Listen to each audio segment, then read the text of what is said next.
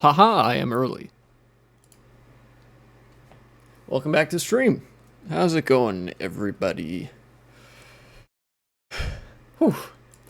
I'll be honest, I've been actually pretty tired the past couple of days. I think I can mostly attribute that to the weather and it becoming fall and winter and such.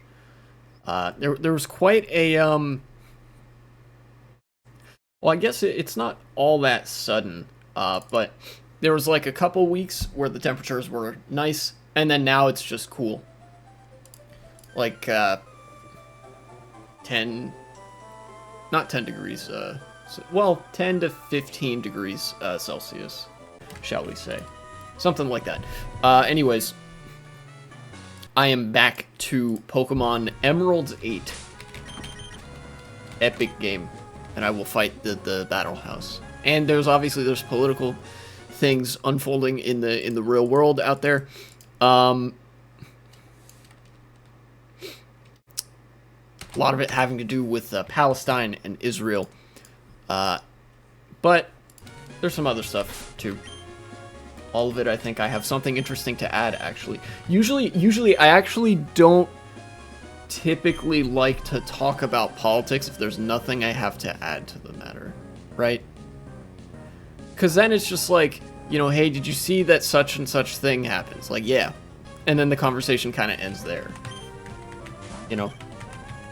And, you know, you can say that, like, well, you know, hey, did you see this thing? You know, wow, that's really fucked up. But, you know, we kind of know that, too. I want to be in a spot where I'm saying something that's indicative of a larger situation, or revealing of something that people might not immediately know about. You get me? You guys get me. People who watch my stream know what I mean by this. Oh boy. Shroomish, huh? Get out of here, you little mushroom. Numble. I don't have any water-type moves, do I? I don't. Well. Huh. Grandma? I'm fighting Grandma? That's wild. Okay. I have fought the Battle House. Let's go in there.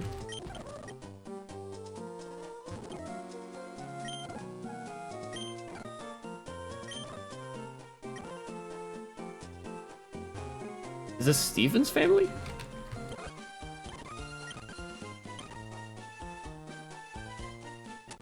Okay. Winstrait's house. Oh, maybe it's not Steven's family. Maybe it's Wallace or somebody. Is this the that's Trainer Hill. Okay, never mind. I was gonna say, is that the Weather Institute? Because I know that at the Weather Institute you can actually get cast form, which is cool. Ah, double battle. All right. Let's begin. Let's start talking about things. Oh, Jesus. I am tired. Man. Stretch. I'm going to have to exercise after stream.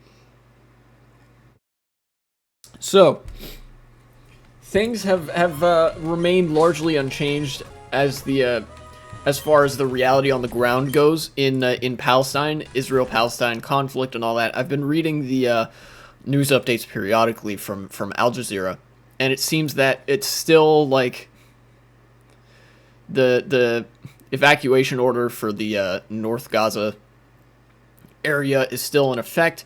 Many Palestinians have been hurt or killed on the way out. They still don't have any electricity or water in the south, even though the United States got Israel to sort of performatively agree to allow water into the south of Gaza. Really, it doesn't mean much because all of the means by which you would transport water into the cities down there are more or less destroyed. You know, pipes have been damaged and all that. It's not good. But there's one thing that I want to focus on that's actually outside of Palestine today that has to do with that situation, which is public opinion. Um, it's a fickle thing. It can be a fickle thing. Just look at what the world did after 9/11. Like, unironically, I think 9/11 set us back decades in terms of the advancement of, like, the dialectic or the progression of politics as far as the Western response was concerned. If you look at 9/11 from an objective perspective, it's just a terror attack. It's a really bad terror attack, but it's just a terror attack. It's nothing to do an entire, like, national or global scale reactionism, trend in government over. But this time, it seems that actually hasn't happened. Granted, a lot of people in Israel have been looking at the attacks from Hamas in the Gaza Strip as a sort of 9/11 analog. But they've actually been, the public in Israel, because we've sort of done this song and dance before, I think, they're being a little bit smarter about it. If people are realizing, now hold on a minute, this only happened because of some severe security failures on the part of Netanyahu's government, which I outlined that I think he actually wanted the Hamas to attack because he's evil and wanted an excuse to kill more Palestinians. But you could also make the argument, I guess, that it was just sloppy intelligence. Regardless, people have recognized the attack for what it was, which is a critical failing of the security apparatus in Israel. Israel has such a disproportionate amount of resources relative to Hamas that if competent individuals were at the wheel, this would not have happened. And so they are placing the blame more and more on Netanyahu, even within Israel, which is kind of it is hope-inducing. But there's also, like, the world around, there have been protests, massive protests. The rest of the world did not react to this as though it were some sort of 9/11-esque event, because I think the rest of the world had a pretty bad impression to start with regarding Israel, or at least were, like, kind of lukewarm, if they weren't, very sour on it. So, in various major cities in the United States, Seattle, LA, New York, DC, Chicago, San Francisco, I think, as well, maybe San Diego, is one of the San cities in California, and maybe even both of them, as well as various cities in Europe, Berlin, Paris, I think Munich as well. Munich was one of the cities that did that had a protest.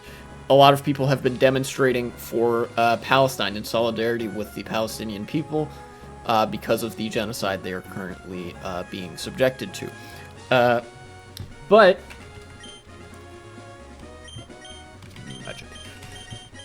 the governments of the world didn't like that very much. I'm sure the United States doesn't like it very much either, or I guess the U.S. is going to react how the U.S. is going to react. I'll get into that a little bit later. But the governments of Europe really didn't like that, to such an extent that France is one country that did this. France bans all pro-Palestinian protests. Headline from CNN World. Here we go. In Paris, hundreds of demonstrators gathered in central Paris on Thursday in defiance of a controversial new ban on pro-Palestinian rallies in the country. French police and members of the gendarmerie. Gendarme means man at arms, which is the French word for police. Members of the French police force worked to disperse the crowds with tear gas and water cannons. The ban had been announced earlier in the day. This was like a snap decision too, and they cited concerns of public order. Pro-Palestinian demonstrators must be prohibited because they are likely to generate disturbances to the public order, said the Interior Minister Gérald Darmanin. He added that that any organization of such protests will lead to arrests. Now, don't get me wrong. In countries where this kind of protest is not banned, you will still get arrested for going to this protest, for these kinds of protests. The difference is, in a country like the United States, which has not banned such protests because it is literally not allowed for you to ban protests like that, like you would face massive backlash. The police will arrest you, knowing that you have done nothing wrong or illegal, and then they will let you go because they can't charge you with anything. They can't impose legally any penalties on you. Unless you're black, in which case they just beat you up or maybe shoot you. But that's a different story. In France, people have actually been getting fined over attending these protests, which is pretty out there to somebody like me. If I scroll down here, here we go. There was a demonstration in Place de la République. That's in Paris, I'm pretty sure. It's where the Arc de Triomphe is, I'm pretty sure. I don't know. It's been a long time since I've been to France. The ban on pro-Palestinian rallies is, quote, not normal under the rule of law, one attendee named Ryan told Reuters. Here we go. In France, the great country they say France is, you cannot demonstrate as is your right freely. Unfortunately, freedom is no longer here, and we are forced to defy French law, as one would say, and demonstrate to show the truth, he added. Another protester described the ban as a, quote, great injustice, and told Reuters that he had been fined 135 euros for wearing the keffiyeh, a traditional Palestinian scarf. I don't know if that's anything like hijab, but France is incredibly anti-Muslim. Like, so anti-Muslim. Like, it's pretty ridiculous. And so I'm sure the French government kind of jumped at the opportunity to ban these kinds of protests, especially because Macron is a massive dickhead. They didn't even use the, like, super easy excuse that they could have used if they just wanted to have, like, a thin veneer of legitimacy in doing so. I think Germany is one of the countries that did this. They cited anti-Semitism as the reason for banning pro-Palestine protests. They were like, yeah, any pro-Hamas groups are now banned. But you know, reading between lines, that basically means any pro-Palestinian protests are banned because they will simply read pro-Palestine as pro-Hamas, and they'll crack down on it anyway, and they'll use the law as their reasoning there. And since they get to define the law, they get to decide what's illegal. You know, the governments of Europe and whatnot. If they decide that pro-Palestine means pro-Hamas, then that's what the law means in that case. If that makes sense. Yeah, it's not good. But at the same time, the fact that such protests have been erupting on a global scale, I think, is indicative of the solidarity that people are prepared to offer Palestine in times such as these. Which is good, because in the United States, sometimes we get the impression, the very real impression for sure, that people are fucking psychotic. In America, there's like a lot of people that support Israel, and even if they support Palestine, they would put up the front that, like, well, I think Israel has a right to exist, but, and then they'll lay out the, you know, their support for Palestine or whatever. Such is the effect of propaganda. You are not immune to propaganda, etc., etc. The governments of the world, including the United States, I want to really drive this home, do not give two shits about anti-Semitism. Hell, a lot of them are anti-Semitic. Germany is currently experiencing a far-right problem. Tell me where you've heard that one before. Especially in their police force, where a lot of cops recently have been caught sharing child sexual abuse material, and also Nazi memorabilia, sometimes in the same string of chat logs. So they are both Nazis and pedophiles, sometimes all at once. So, obviously that's not it. This is just, I think, a natural inclination of the state, even a supposedly liberal, relatively hands-off state, is that, you know, cracking down on protests like this. And they use whatever they can get as an excuse. What's up, Resist Colonizers? Welcome back to the stream. However, the counter to that, the counter scenario to governments being very anti-Arab, anti-Palestinian, whatever, and banning certain protests, is that they're not going to be able to stop these protests, right? Like, there is a certain degree to which, if you're a government in Europe, like, you could intervene to break up certain events and you like potentially get away with it. But if protests grow so massive to the extent that they're occurring in every major city, there is a line. And if you cross that line, then it's going to make people only want to protest more, because now they are getting the message from the government that we are the oppressor and so is Israel. We support Israel's oppression so much that we will oppress you for trying to speak up against Israel. To my knowledge, the U.S. is one country that, funnily enough, doesn't do this, because I mean, like, free speech and such, free speech laws in the United States are much more accommodating of the general public than in Europe. My party lost the presidential election last night in Ecuador. At least we won more legislative seats. I saw that. I'm gonna get to that in a moment. I did see the news out of Ecuador, about the election, and that's unfortunate, but. Yeah, I don't think I have that much left to say about Palestine, actually. I think it's good that people are protesting, and I think it's good that not only public opinion, actually, this is one thing I want to mention as well. The news narrative has changed as well, considerably in the past few days. Usually from Western news outlets, from American news outlets especially, you get the most ridiculous headlines about, like, oh, Palestinian child dead in relation to rocket coming from direction of Israeli-owned jet, or some shit like that. They offload the responsibility of the killing in Palestine as much as possible to make it seem like basically civilians in Palestine are being killed by random acts of God.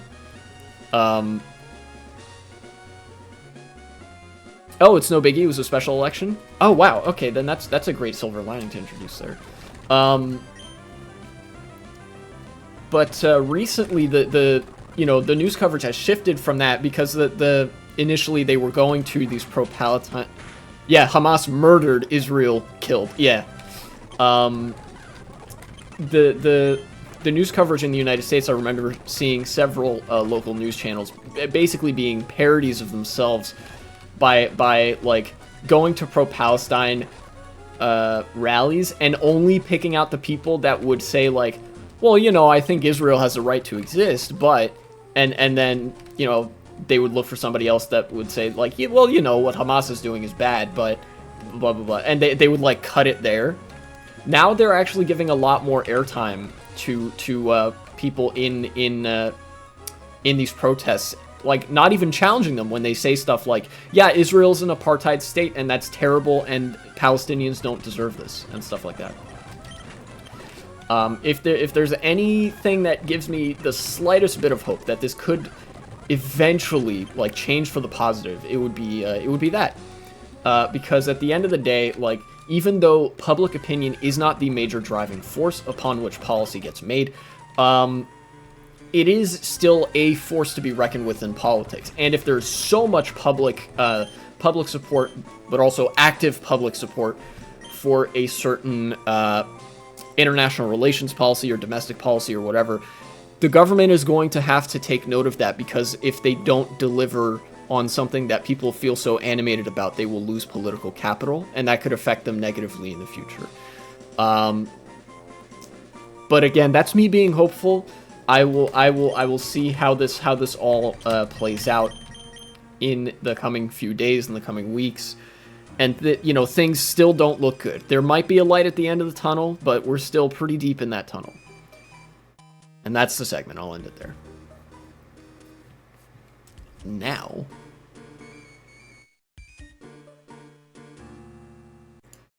I'm gonna look at some Ecuador stuff. Ecuador elections 2023. Here we go. Let's go to Reuters. Reuters is pretty good. Ah, yes, this guy, Daniel Noboa. Oh, no, Noboa. There's no D there. Daniel Noboa wins Ecuador presidential election, pledges to rebuild country. Yeah, I remember reading about this guy, I think, in the French newspaper, or like in another newsfeed. So elections have been happening. many such cases. You know, it's a very interesting thing to me that in the modern world, even the most dictatorial of countries, like fucking Russia and like Myanmar, Thailand, like a lot of places have to put up the veneer of liberal legitimacy by holding elections that are, to a degree, not super interfered in, even if they introduce all sorts of like litmus tests and like arbitrary seat limits and whatever. Like I think in Thailand, there is actually a hard limit that the military party can't have less than 50% of the seats, which is ridiculous. But beyond that, like, the elections still do happen, and it seems that the liberal democratic process is as validated as ever. The reason I mention this is because of an election that happened in Ecuador recently. A tide of left-leaning and leftist politics has been sweeping through Latin America over the past few years, and I am all here for it. Lula in Brazil, Castillo and Boric, and who else? The MAS party, and I forgot his name in Colombia, in Nicaragua, I think. There have been a lot of social democratic and socialist upsets. Petro, yes. Yes, thank you. Petro Ortega in Nicaragua. Okay, yes, thank you very much. One of these countries is Ecuador. It seems that their time has not come yet because the election that happened a couple of days ago resulted in the liberal candidate winning, Daniel Noboa.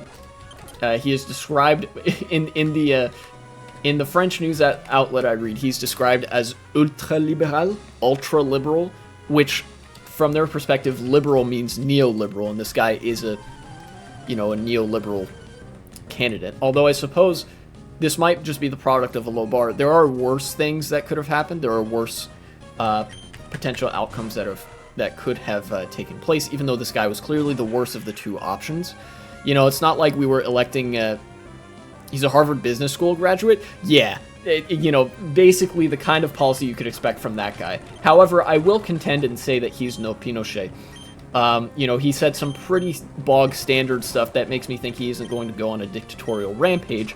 And, as Resist Colonizers pointed out, thank you for that, he might not even get to do that if he wanted to, because this was a special election. This was not the regularly scheduled election that was supposed to happen in the country every, so many years.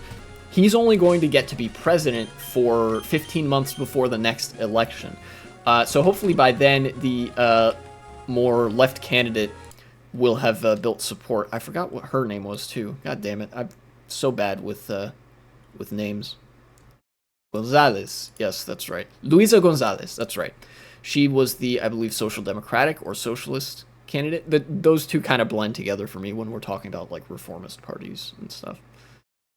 And the election was pretty close. Here, Reuters is reporting that it was somewhere from 52-48 to 53-47. So it wasn't by any means a blowout election.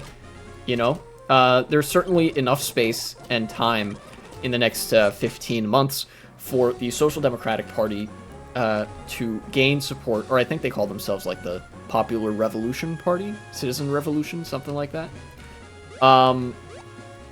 And to give a much better showing in the next election. And as Resist Colonizers also pointed out, this was not just for the presidency, this was for the legislative branch as well. And the left party, the Citizen Revolution, gained a lot of seats in the Ecuadorian parliament. Luisa is a graduate of the Complutense in Madrid in economics and development. All right, so we've got two relatively well-educated candidates. One of them with something that makes every neoliberal very happy, and one of them with something that makes every socialist very happy. Yeah. In fact, let me see. Ecuador elections 2023. I think the Wikipedia article would show, yes, the Ecuador 2023 general election. Very high turnout in this election, which was good to hear. It was something like 82% turnout, which is pretty good. Let's see. Here we have the voting is obligatory. Yeah, I assume that's part of it. The United States, it's like really bad for voter turnout. That's only just started to change recently with like mail-in voting.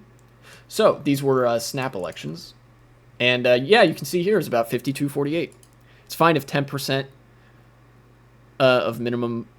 It's a fine of 10% of the minimum wage if you don't vote. Interesting. Yeah, let's see what was the makeup of the legislature as a result of this election. Wow, this is dense. I'm gonna have a hard time reading that. We have Noboa and Luisa Gonzalez. Do I get to see what their parties?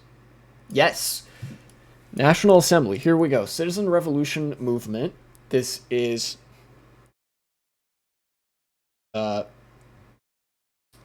Gonzalez's party. They got 39% of the vote, and they have 42 seats in the provincial, like across provincial legislatures. They have 6 seats in the national legislature. Oh, out of only 15. Wow, interesting. The bottom line is that Luisa's party only or got 33% of their national vote for the assembly last time, 39% this time. Okay, so that's a increase from the last time. And then we have the Movimiento Construye. This was... Okay, so this is another left party, I think. Like left liberal, probably.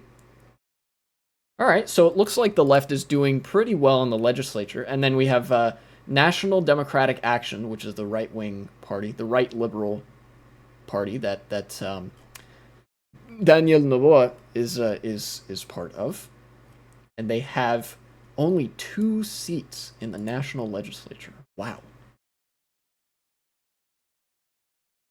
Yeah. So this election, while you know some people might look at this election and say, "Oh, that's a shame. The leftist candidate didn't win. The leftist party did gain some ground.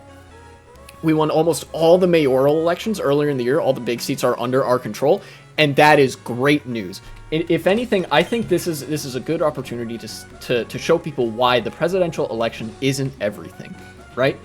You know, it's one thing you have a right-wing president, but when so much of the government is in the hands of a left party, then the left party is going to be able to make up significant ground in the meantime until they can get a friendly president in office. And they can exact some concessions from the right-wing president, potentially. Things, I think, are going to change for the better in Ecuador. It would be kind of like in the United States if there was a... not a Republican, because politics are pretty fucked in the United States. If you got, like, a Joe Manchin type as president, somebody who is clearly, like, in opposition to the rest of the Democratic Party, or the rest of, like, the left in the United States... But a lot of the, you know, Congress was Democratic and a lot of the states were Democratic controlled as well, you know, a lot of localities, then I think that's, you know, overall that's good for the left. And I think this is good for the left. And of course, we will see what happens in the next 15 months, because this is another, actually, an advantage of this, because of the right-wing candidate being president. That's where most of the political attacks are going to be directed, and that's going to be a very easy bludgeon for the left to use against the right, looking forward to the next elections. And it's possible they could use that to gain even more seats, even more, like, local power, even more seats in the provincial and national legislature. And we could see one of the big social reform movements coming out of Ecuador, like we've seen in other countries that have been led by leftist parties in South America. If Daniel Noboa tries to force privatizations through, we know how to block roads. See the June 2022 and October 2023 protests. Yeah, that's right. It's October 2019 protests. Yeah, let me actually take a look at that. Ecuador protests 2019. On October 2nd, 2019, the Union Central Frente Unitario de los Trabajadores, the Confederation of Indigenous Nationalities of Ecuador, the Popular Front, and the Student Union Federation of University Students of Ecuador announced national protests against the government measures. This is in response to privatization. Let me see if I can see block. Here we go. Protests began on October 3rd as taxi and bus drivers came out to protest against the planned abolition of the fuel subsidies. Okay, pro tip for anybody who's getting into politics. This is universally a bad idea. There are some goods that are so essential to the functioning of an economy that you never want to end the subsidies for them. Fuel is one of those things. Another one being food, water being yet another one. You know, there are some things that are so essential that there is an underlying interest for everybody that they remain subsidized. President Moreno declared a state of emergency the following day, 4 hours before the protests began. The protests had crippled the country's transport network, with all major roads and bridges blocked in the capital, Quito. After reaching a deal with the government, a planned strike was canceled by the groups. Well, that's good. They got some concessions. Yeah. You know, if I have no doubt that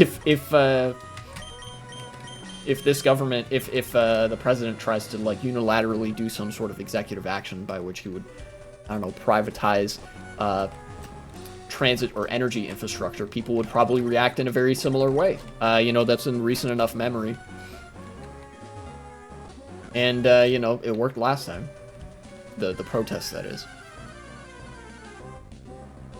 So yeah, don't be fooled necessarily by the fact that a right-wing president won the election in Ecuador. That's a shame for sure, but I think the bigger picture is trending leftward, and that's good because it means more social ownership, more social safety nets, better wages for workers, better protections in the workplace, and overall it means that the business leaders, the capitalists and whatnot, are going to have a way harder time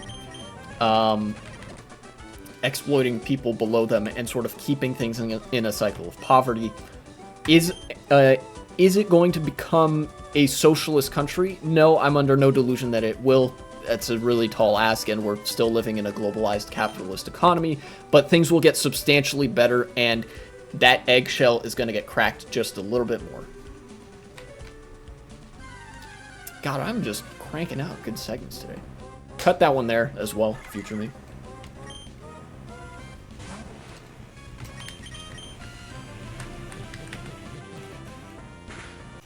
Ooh, I might take a breather after that one. There's more elections to talk about, but wanna save my breath a little bit. I actually got kind of winded after the last stream where I talked a lot about politics and foreign affairs and stuff.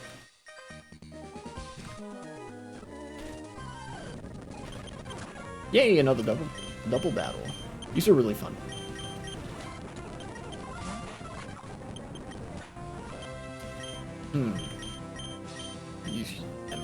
Australia had a vote on the Indigenous voice for Parliament and that failed. Yeah, I saw that. This won't be a segment, but to my understanding, it was mostly like a performative thing. It was mostly like a symbolic constitutional amendment that wouldn't have meaningfully changed a lot, but it, you know, at the same time, that almost makes the vote against it worse, you know, because it's like, I think the amendment would have been something like a little bit less even than what the United States does with regards to our indigenous people, where it's like, oh, well, the government has to consult with them, and you know, we will talk to them about these things. It doesn't necessarily mean they have any say in the process, but it's like, hey, we're not going to totally ignore you. Or at least we have to pretend that we're not totally ignoring you. And then people apparently turned out to the polls and voted no, fuck indigenous people, actually. Yeah. You know, Australians are pretty racist. It's been known to happen, unfortunately.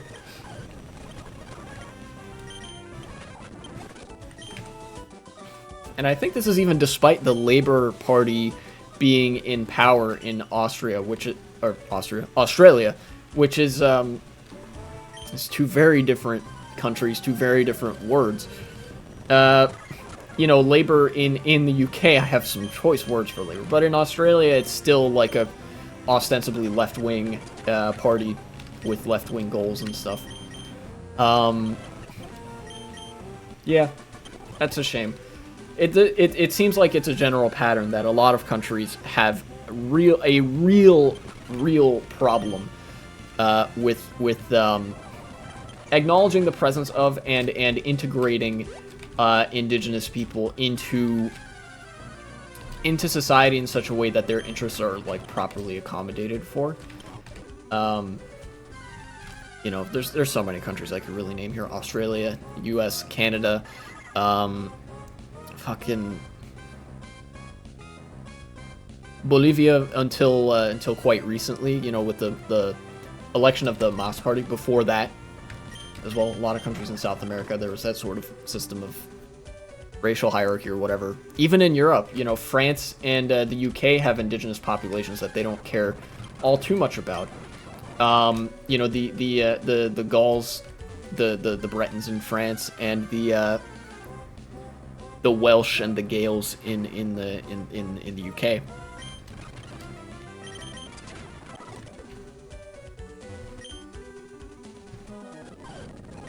And of course the Palestinians in Palestine. See, it all comes back together. Damn, it's almost like the state has some naturally oppressive organs to it and that rely on the monopolization of legitimized violence or something. That's pretty crazy. I don't know. Look, I you know, as much as I am an anarchist, I recognize that, like, the state is not something that we can very easily get rid of or change in such a way that it would be non-exploitative. And so for now, I think it's just recognizing the critiques of it are is important. And certainly, I would prefer to have a proletarian state to a bourgeois state. You know, that'd be a lot better. But we don't have that, so.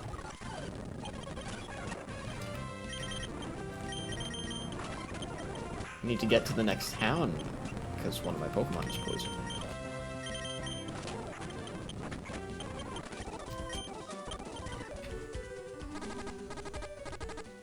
Yay! Fall Arbor Town. Oh, whoa, who's this? Oh, hello, your name's Y2K. I can see you're a trainer. You need to use the storage system. Cool. Okay. Oh, that's right, I remember. She gives you an Eevee. At least I'm pretty sure. It's either that or, like, some other gift Pokemon. You don't get the cast form from her. You get that from the Weather Institute. I think it is Eevee that you get from her. Anyways. Fall Arbor Town.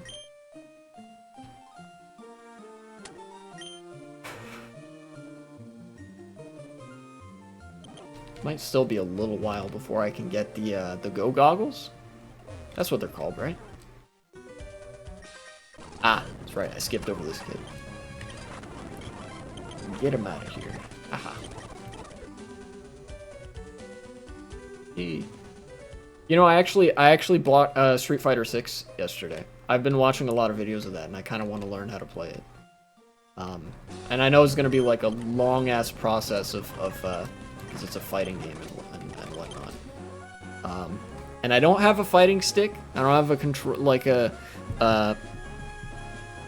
hitbox controller or whatever. So I'd probably have to use either the keyboard or a shitty Xbox controller that I have lying around. You know, obviously I've heard from people don't use controller because the quarter circle motions are stupid and hand destroying. So probably keyboard is what I'm gonna have to learn to play the game on. And I'll see how that goes, ultimately.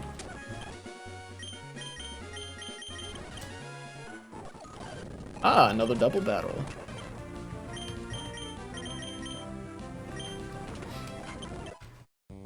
Yay, level 29.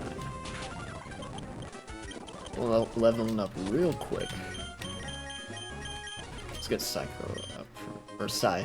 I just shortened it to Psy. Is there anything over here? No, this is where I would need Surf for some stuff. Hey, he gives you TM Roar. I have secret power, right? I do. Teach secret power to somebody. Ooh, I could do this. You know what? I'm going to teach this to Swellow. Swellow's already really fast. I don't think I'm going to need quick attack, actually. Yeah. Yeah. No, goodbye, quick attack. Hello, secret power. Ooh, just a little bit stronger. If we were fishing, I wouldn't stand a chance. That's probably true. I don't know how to fish. In real life, that is. In the Pokemon games, it's pretty easy.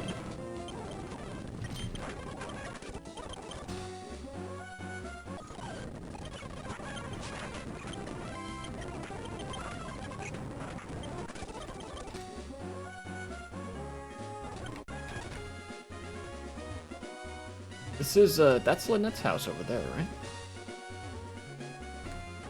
Yeah, it is. Oh, I got a Lotad doll. Oh, okay. So she doesn't give you Eevee, she just gives you that Pokemon doll. Cool. Nanad doll.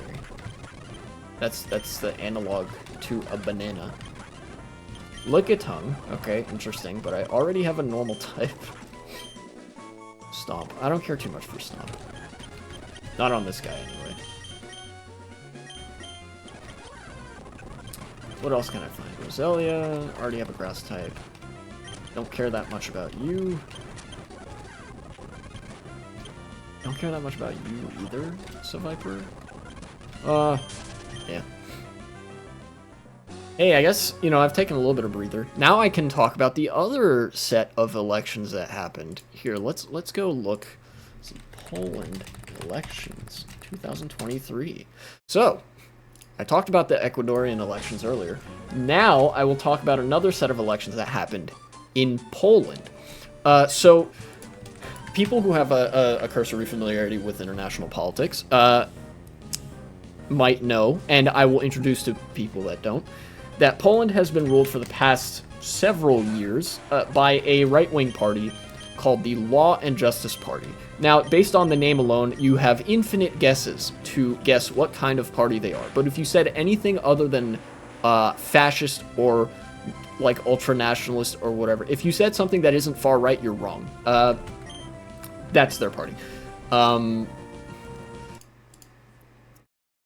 And they had been, well, to not mince words, they've been wreaking havoc on Poland for the past several years. I don't know exactly how long they've been in power. I think it's been since like the mid-2010s or something like that. It's enough time for them to have done some bad stuff. But this time, it seems like they did not get the results they wanted. The far-right party didn't. They had actually... This is a rare thing for parties to be able to do in Europe because of the way coalition governments work. They had a significant enough majority in the legislature that they didn't need to coalition build with that many other parties to govern. I think there was just one other like far-right party that they linked up with. They joined up with to govern. But this time, 2023, again, 15th October. It seems like there's some commonality here. Here are the results from the elections. So let's see, from last time. Yeah, see, they had 43% of the seats, the United Right Coalition, or the United Right Bloc. And the Civic Coalition, these are like center liberals. Believe it or not, the Third Way Party is not a far-right party. I didn't believe it initially either, but sure enough, they're also just a center-right party. A lot of places vote on weekends, unlike the USA, which does it midweek to make it hard for workers to vote. Yes, that's right. The United States makes it very difficult for people to vote, or at least did until the pandemic. Now people can actually vote by mail. You can request a ballot to get there early, and you don't actually have to vote on election day. But the fact still remains that election day is Tuesday, and people don't get that day off from work. and that was almost certainly made the case to make it harder for working people to vote, to sort of dilute the vote in favor of the like the wealthy and stuff. So let's see if I can find some results. Yes. So yes, the last elections were in 2019. So we have the Law and Justice Party. They got 235 seats in the last election. With only 43% of the vote. Poland has a really weird system of constituencies, right? Where you see these like regions here. Each one of them has a certain number of seats, but that makes things like not very well proportioned.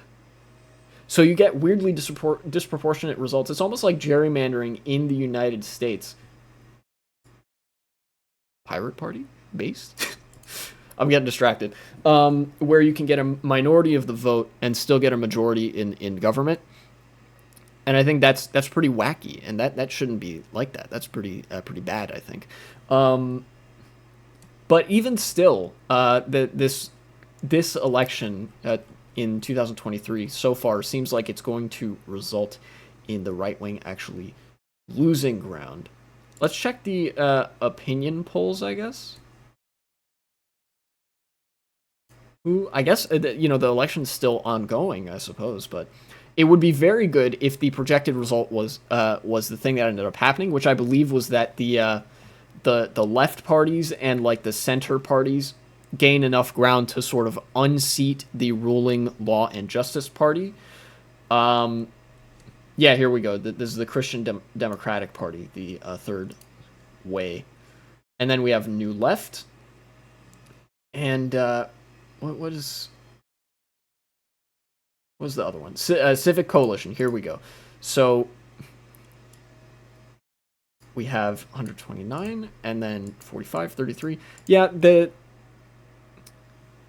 the projected result is that these three parties, Third Way, New Left, and Civic Coalition, end up building a government without the Law and Justice Party. And although this hasn't been super good at producing like very competent governments in the past, where there's sort of an anti-fascist coalition that has a hodgepodge of liberals and socialists and whatever, because they kind of clash with each other. It hasn't worked all the time in the past, but I do believe that it is a better strategy than simply letting fascists govern the country. Because in Poland, kind of unlike some other countries, the Party of Law and Justice has been better at like not tripping over itself. A lot of fascist parties, like in Italy, in Finland, even in places like Hungary, have sort of revealed the depth of their own incompetence by being in the public eye and being in the government long enough. Same thing with the Sweden Democrats over in Sweden, I believe. Although again, I'm not super familiar with Polish politics. Somebody would have to fill me in on some more of the specifics if they're from Poland and whatever. Regardless, we have another election here that is potentially good for the left. I think even some pretty basic non-fascist reforms that are like more or less in line with social democracy would be able to convince people of like, wow, the Law and Justice Party is pretty bad actually. Although I think, if this election ends up being of any indication, I think people will get that impression either way. And I think suffice it to say that if the Party of Law and Justice wins this election, Poland might be kind of cooked as far as democracy goes. Like they might just turn into Hungary, another small, like, quasi-dictatorship in the EU.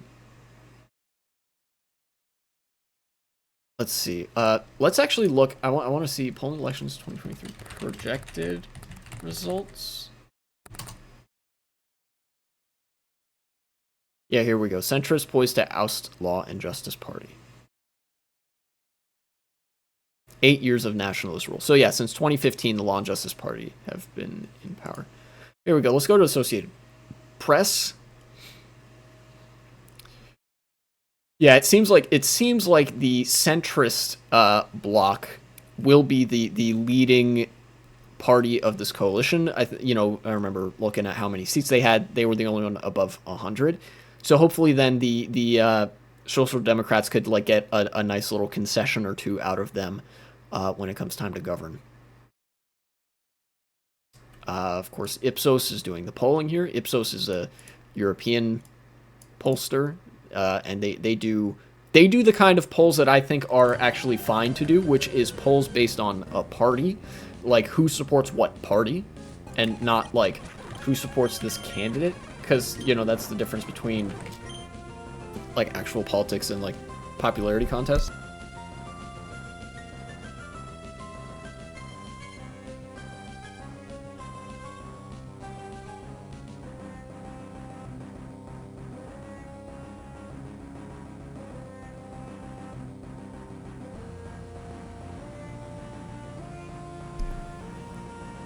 Sorry about that.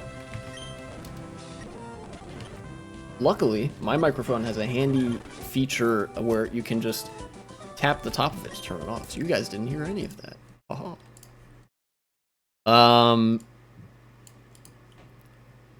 Let's see.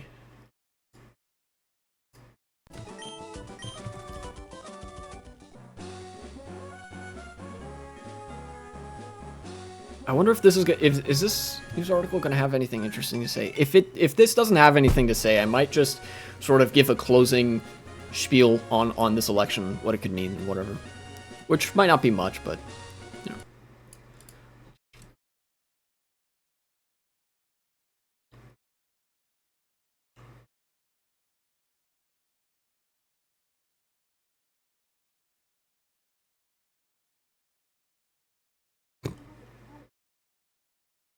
Associated Press doing a little bit of cover for the far right internationally, where it's like, we interviewed one person who said she was disappointed because the Law and Justice Party didn't win. She's like, well, we're still democratic, guys. It's like, damn, you have interviewed one fascist. Congratulations.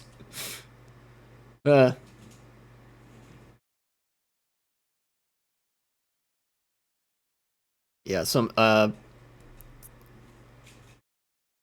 somebody here, the president of the Institute of Public Affairs, which is a think tank from Warsaw, said the electoral system was really tilted towards the government. You could say that the opposition had to fight this election with one hand tied behind its back, and they still won. Which is cool. Here's another interview actually with a random person. I'm really overjoyed now. The opposition will form a government, and we will finally be able to live in a normal country, for real. Bro, same. I support her. I also kind of know the feeling. The United States was under the government of Republicans for a few years, under the, what was it? Trump presidency. There was one point where Republicans controlled the presidency and like one or both chambers of the Congress. It was not good. We'll say that.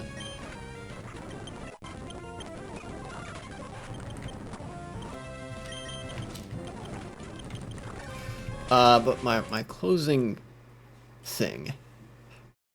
Yeah, I think this is also a good result from this election. This is less ideal than the circumstances in Ecuador. In Ecuador, there was like the two major players. There was the like the left bloc and the right bloc. Here we have like the far right bloc, and then there's like a center bloc with some smaller left parties that have decided to team up with that center bloc.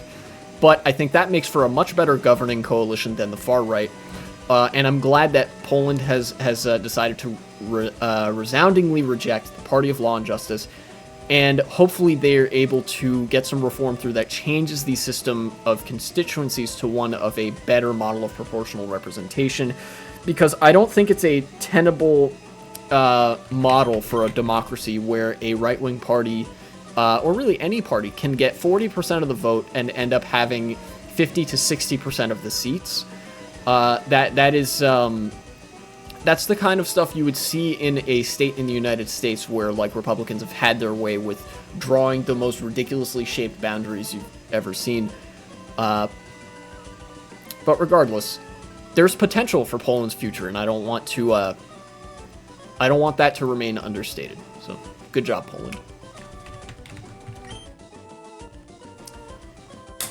Cut that one there. Man, I'm doing all sorts of segments today.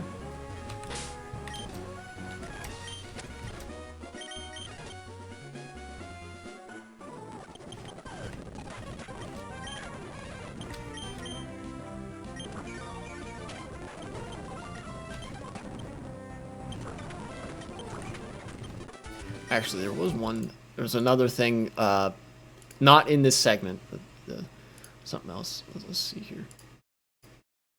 New Zealand actions. Right?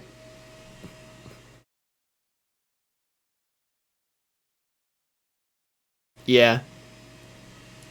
Okay. I'll get on that in a moment. Today really is going to be like the election coverage stream, it seems like.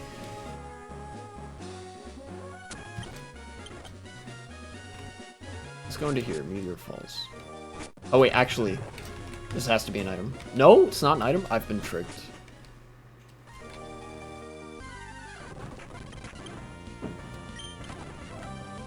Soul Rock.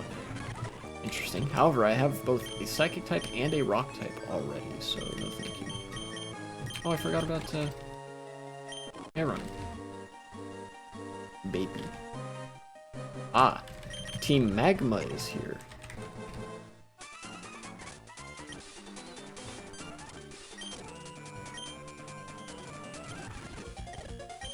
Aha!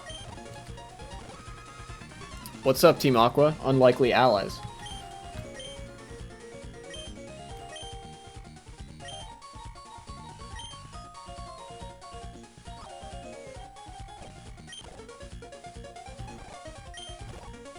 So Team Magma is planning something at Mount Chimney. They're going to become Santa Claus and jump into a volcano. They took away the meteorite. Interesting. Moonstone. Nice. I don't think I need that for anybody, but... You know what I do need, though? I need a water stone. Ah, jeez.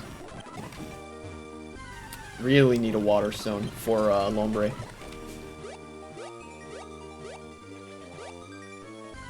I wish it would learn some water type moves. That'd be nice. Granted, I only really need it to learn one water type move, and it's an HM, like Surf.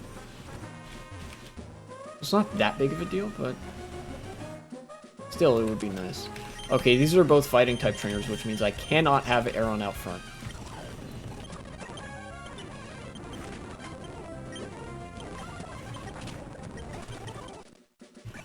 Alright, cool. Item? No. Ah. Goodness me.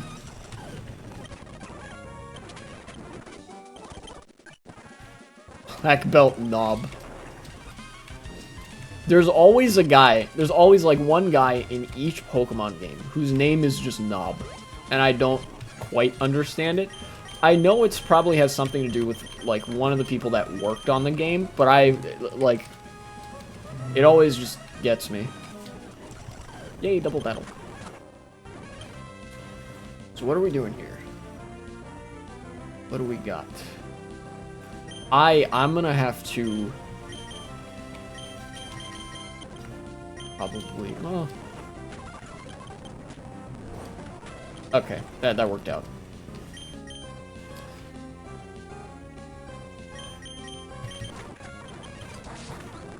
Okay, that worked out too.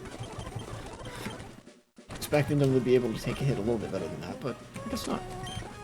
Let's look at the map. Should I go back this way? No. Maybe not. Actually, I do kind of want to see what Pokemon are available in Meteor Falls here. Although I think I actually saw what all was there was. It was just Zubat and like the Sun and Moon Pokemon, Lunatone and Solrock, right? It's just them. Yeah, that's it. Iron Tail. I don't think I want that right now.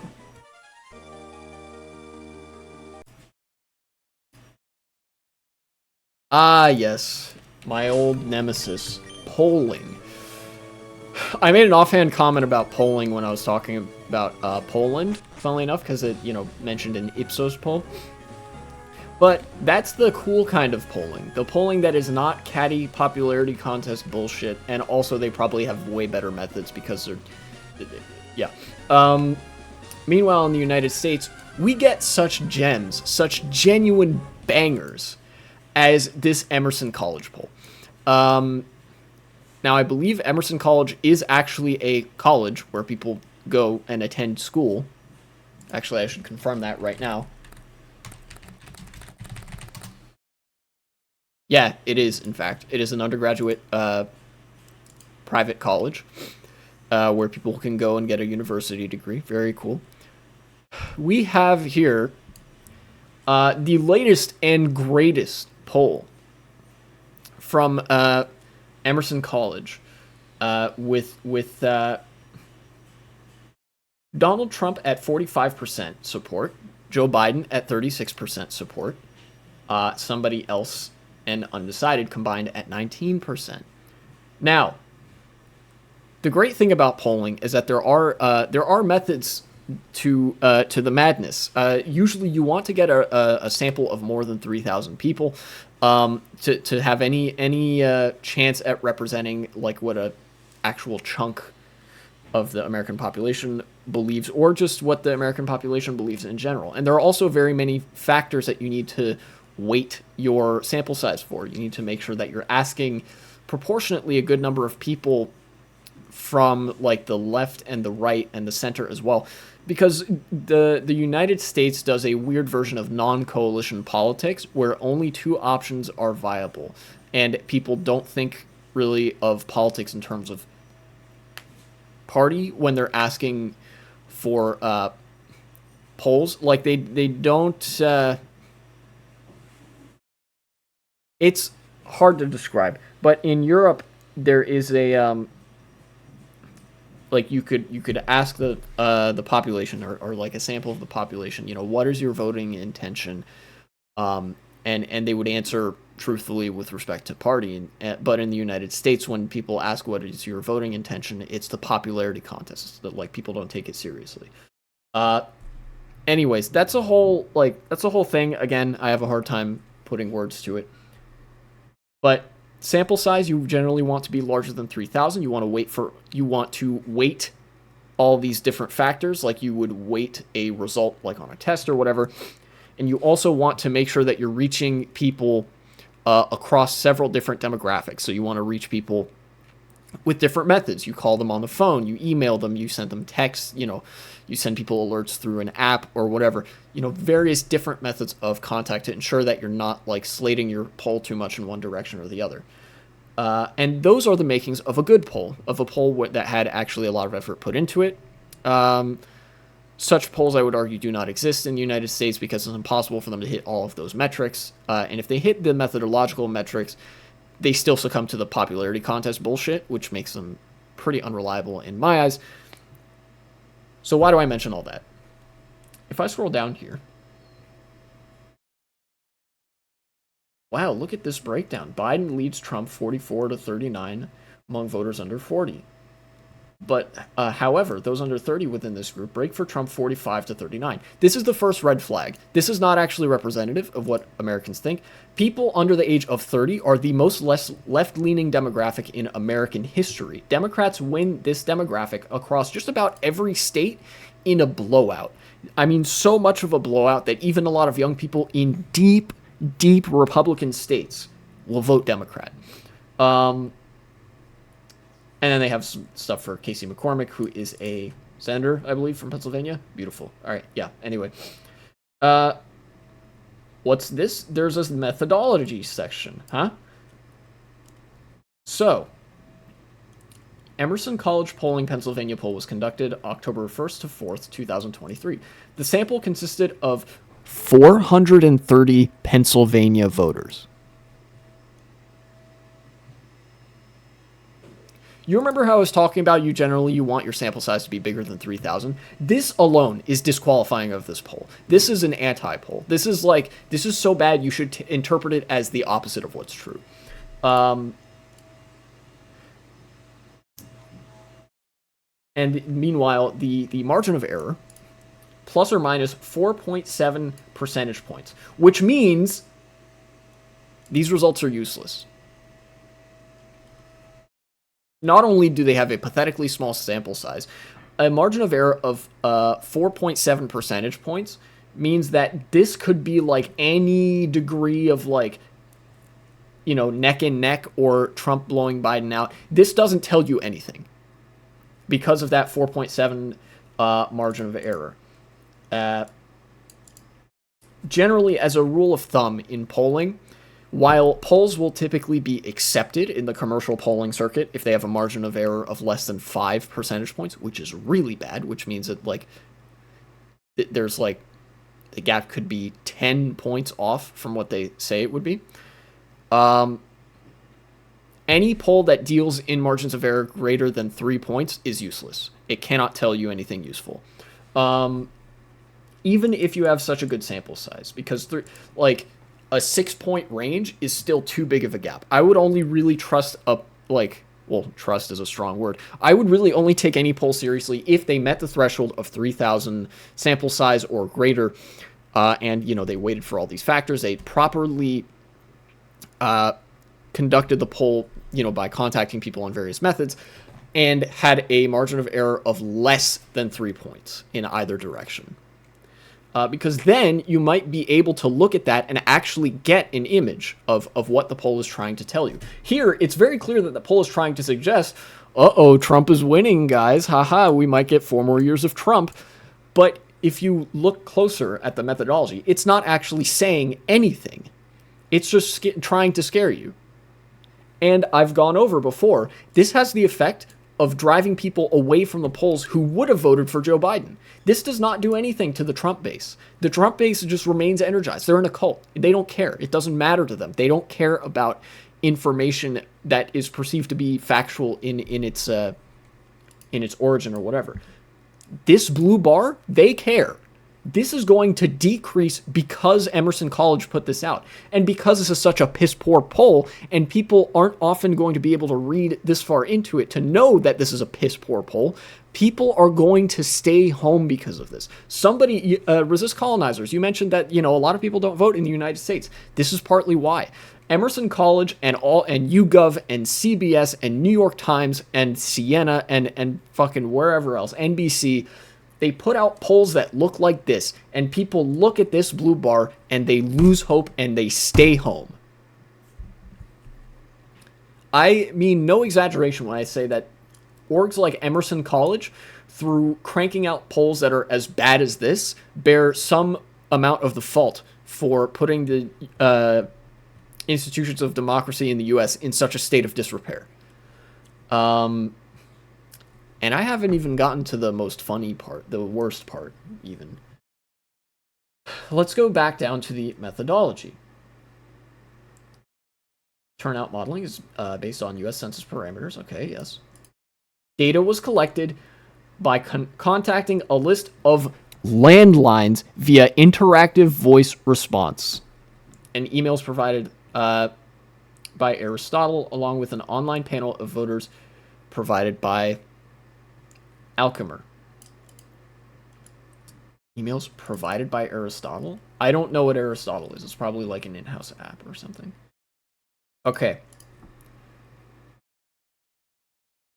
Look, I could be tripping. I could really be tripping here, but this did not mention emails and a online panel the last time I saw this.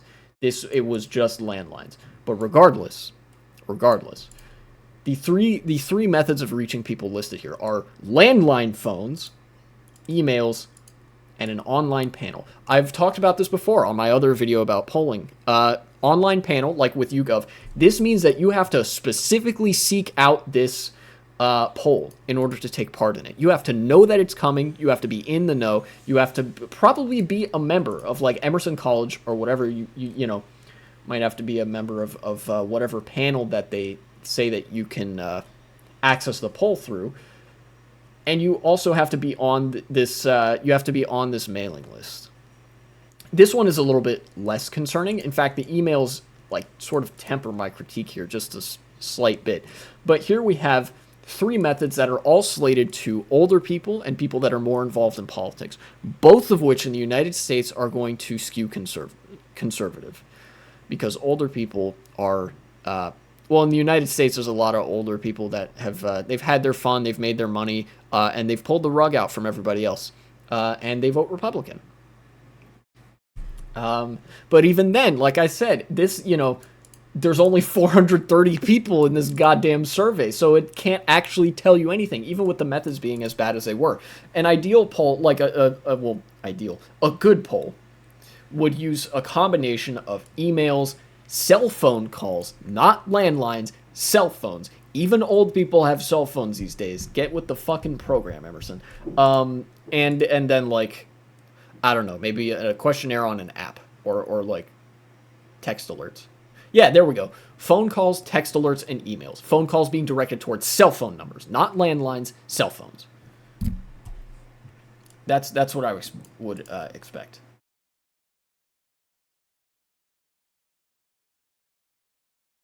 And here they explain that, oh, we're actually quite confident in our poll.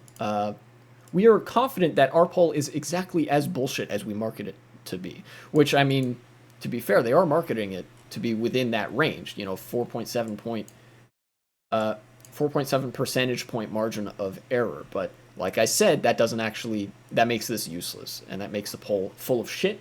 And this is just them saying, yeah, we know this is full of shit. Or rather, we know that it is within the parameters of like the industry standard, but that also makes it full of shit. And they're probably just clueless to that effect.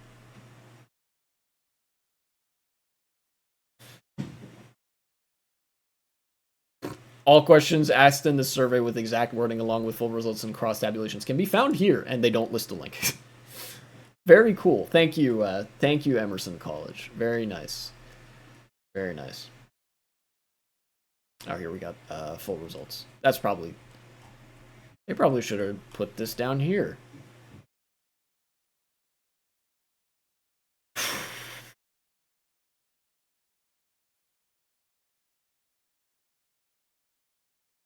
I'll probably leave it hanging there.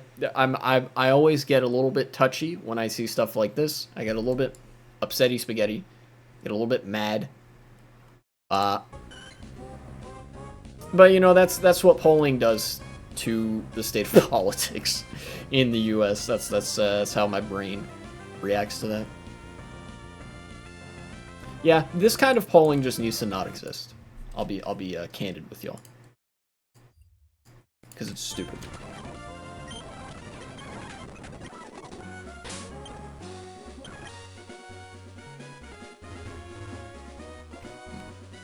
I went through the grass here to see what was up, right? Yeah, I did. Okay. And the answer to that was not a whole lot going on. Well, there's Swablu, but I don't think I'm terribly interested in that.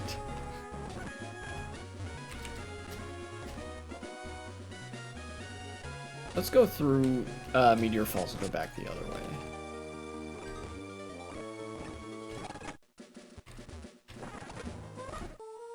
Yay, I'm back in Rustboro City. Cool.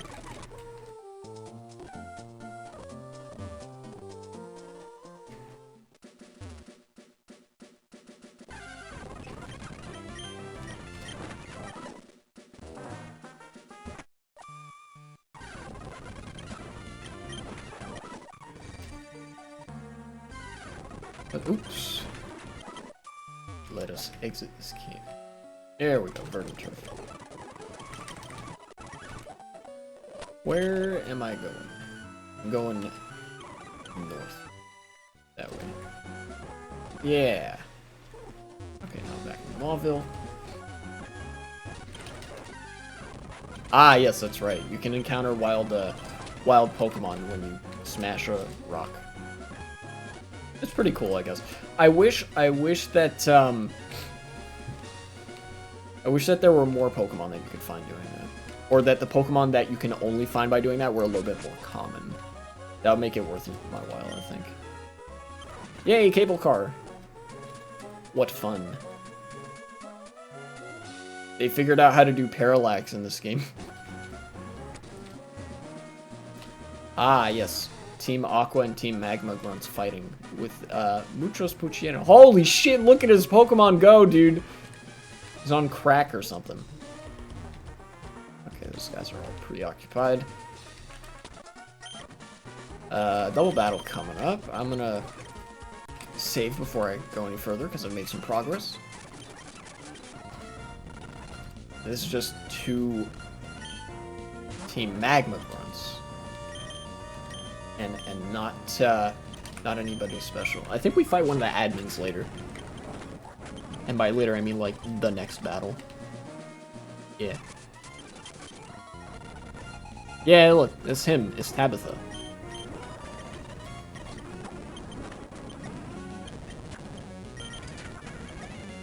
Please level up to level 30. Nah, not too bad. It's not gonna happen.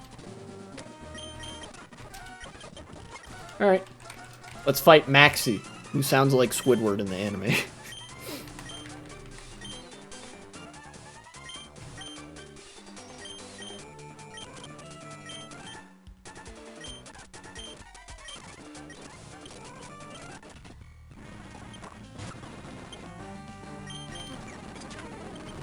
Alright, let's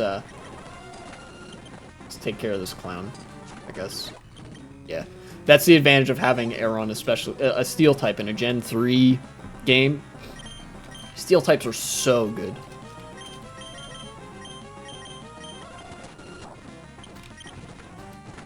Oh wow, he's got some muscle on his side. Not enough though.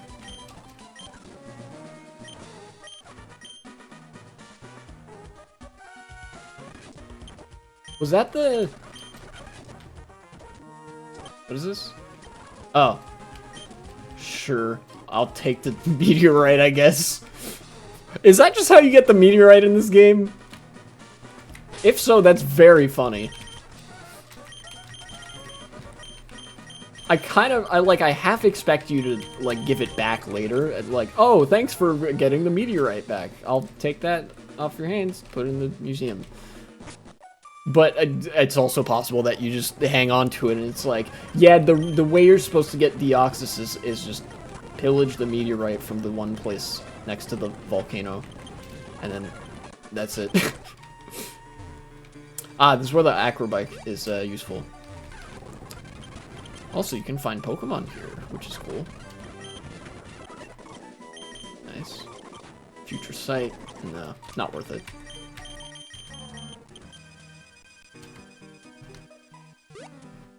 What can I do?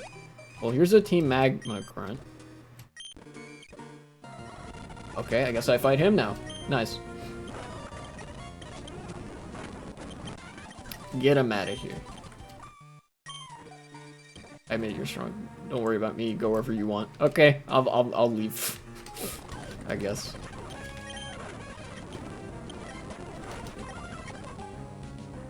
Oh yeah, the main use of the acrobike here is that you can actually get back up to certain places without having to go to the cable car and like go all the way around. Watch, I'll do it now. Where's my key items? There it is. Check me out. I'm hopping around on my bike. You can find wild Eevee? It's so cute. Cool. What else can you find? Well, it seems like Eevee is the order of the day here. Spoink as well. Okay, cool. Kangaskhan. Ooh. Damn. Maybe I should have waited till this point in the game to have to made my team, huh? Man. Oh well, look. Hey, look, I mean, I do like the team that I have right now. And then, I guess that'll give me some food for thought when I'm looking for my last member after, Trapinch. So, you know, there's that. Alright, now let's fight these guys.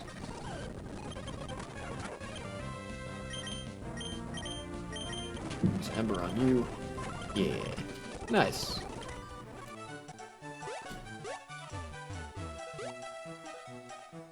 And okay. Level 30. Nice. Let's switch to Maria. Secret power, nice. One of the cool things about secret power is that it has different effects based on the area that you're in. But it's still a physical power normal type 70, 100 move.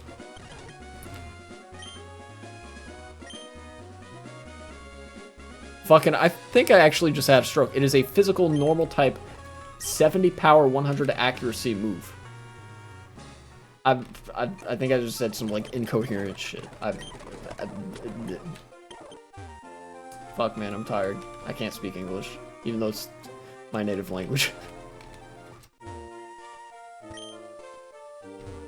Herb shop. I could probably just go and challenge the gym right away. Right?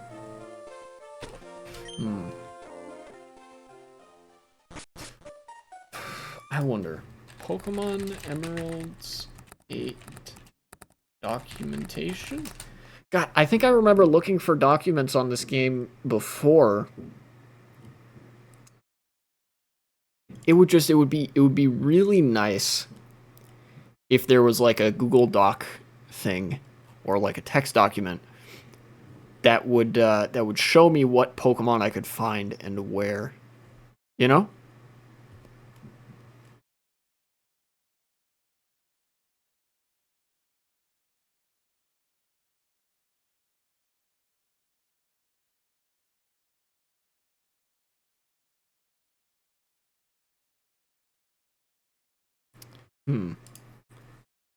I wonder.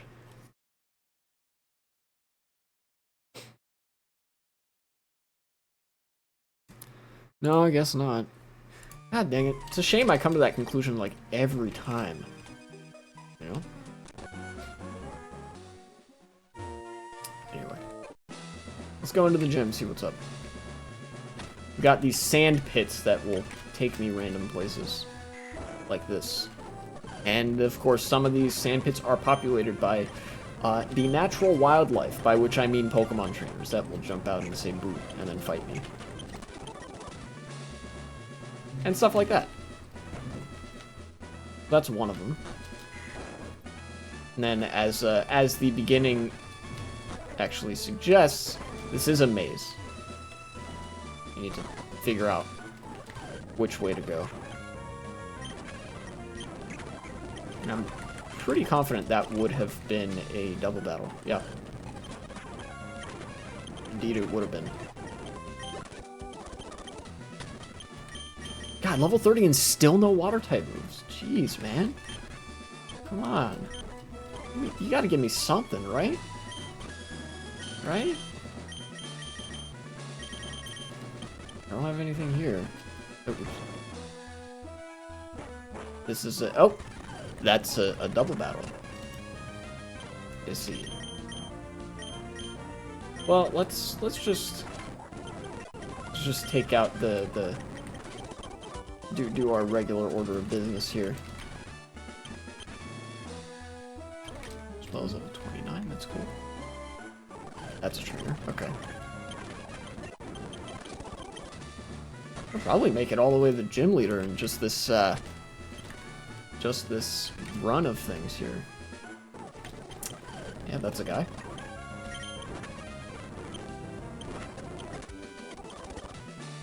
I can't believe I didn't get burned. Also, I thought you evolved at level 30. Maybe not?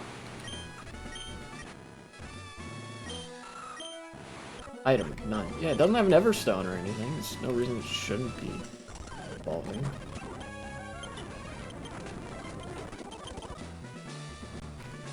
Which one of these leads where? This one is a...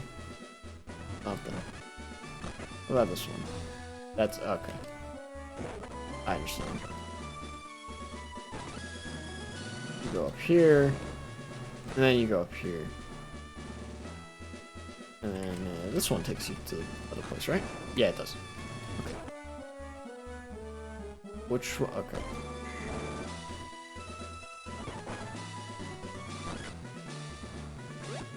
No! God dang it! Ah! I hate the gym puzzles that rely on memorization so much. Okay, let's go up here, go through this one, go through this one. Wait, this is the one that just fucked me up. Yeah. You go through here, then you have these two to choose from. One of these will put you... Okay, this was the wrong decision. You do this, and then you go through here, and then, okay. Alright. Okay, I clearly need to, like, simmer down a little bit. Let's fight Flannery.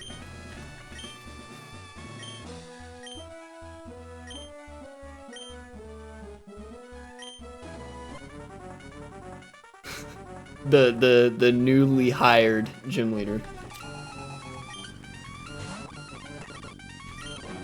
Alright. Paralyzed, very nice. Use takedown, very cool, has recoil. That made it easy for me. Quite easy, in fact. Camera up. I didn't mean to do that. I am so sorry, Aaron. I swear that was by complete accident. Alright, get this clown out of here. Yeah. Slugma. What's Slugma, you may ask? Well, we assembled a team of researchers to ask one person for a nationally representative political poll to answer the question.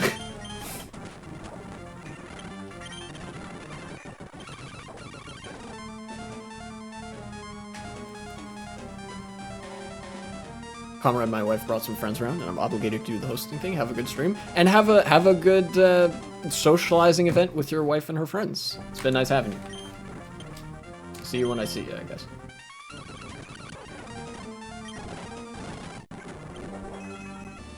Oops.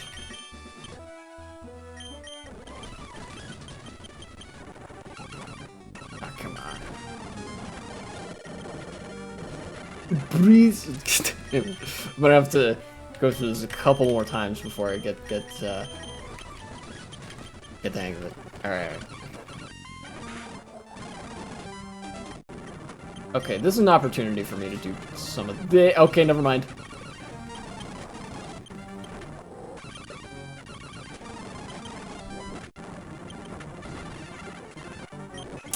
I tried. You know, that's not a bad idea, though, I think. Let's try the bulk up strat.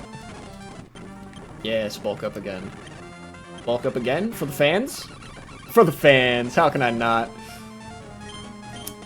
One more time? Can I get another one? Ah, damn it, I tried my luck one too many times. Alright. Let's go again. Sunny day. Take down. I can probably do 4 times pretty safely. 5 times even? 6? Alright, well, it worked that time. I will now proceed to sweep through the team. Get out of here, camera up. Torkoal, you are like a paper towel to me. Ninetales, disgusting! Not really. Ponyta, dead. I hate horse girls. Typhlosion, you are cool, however, not today. Quick attack, no sir. Houndoom, get that motherfucker out of here. Well, now you know why I like the move bulk up so much. Just swept through the 4th gym leader with 1 Pokemon. Okay, so I got the TM for Overheat, which is cool, but I don't ever use Overheat. I really don't... I'm not a huge fan of the moves that lower your stats.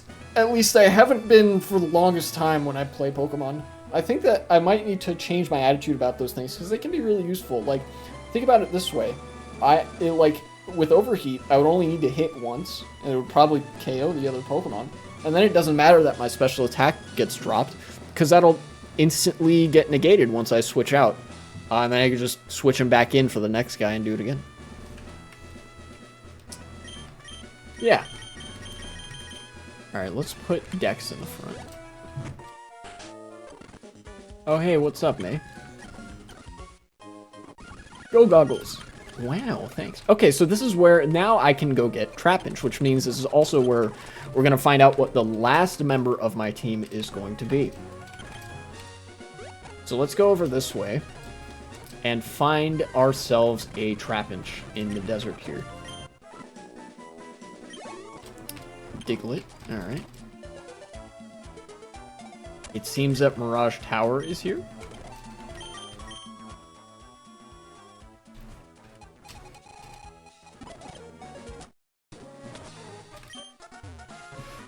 Is this I hope they don't require the Mach Bike for this place. That would kind of suck. Oh, they do, don't they? Man, that's lame.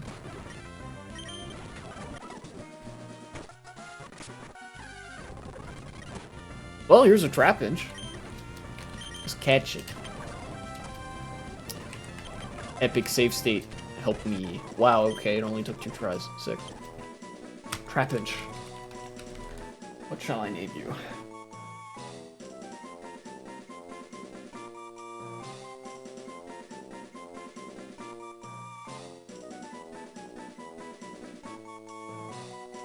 I will name you Sigma. Like the Sigma Femme on Twitter. I'm not joking. Nice. Brave, let's attack up, speed down. I'm gonna save the game. And now that I have Trapinch, I will browse through the Pokedex and see what else I could potentially find for my team. Actually, first I will run through the desert a little bit here and see what's up. There's another Trapinch. However, I already have my my Trapinch on my team. So. Yanma. That's flying type. I already have a flying type. What else? Cacnea. I already have a grass type. Baltoy. I already have a ground and a psychic type. Obviously, this is an interesting selection of Pokemon, though. Hello, random trainer.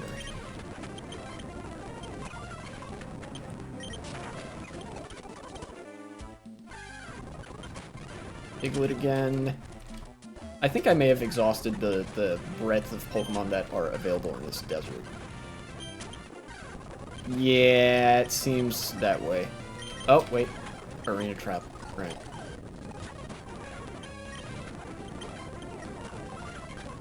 Baltoy. And yeah.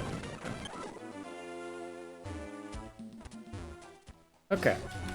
Let's go back to, I guess Mauville is the closest city. Is it the Pokemon Center? There we go. What's north of the desert there? Oh yeah, it's just Fall Arbor Town. But I haven't gone through the desert to get there yet.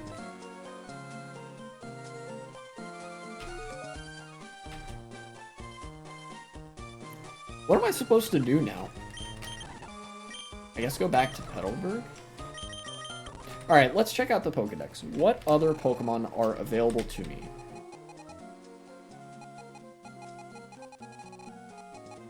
Here, you know what? Let's see. Where is, Pikachu's over there. Let's go to the team composition text document and open up, let's see, here we go. Let's start with a list of potential candidates Where's Pokemon Emeralds? Yes, there we go. Trapinch line.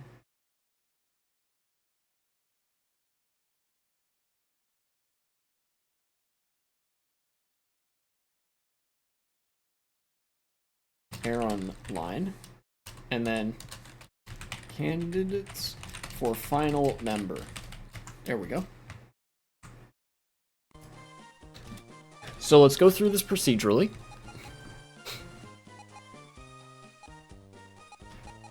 And see what type I don't have yet. So it's Venonat.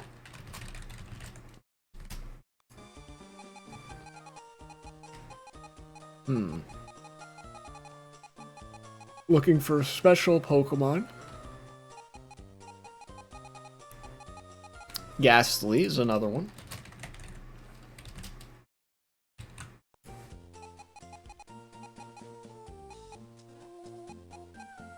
Voltorb.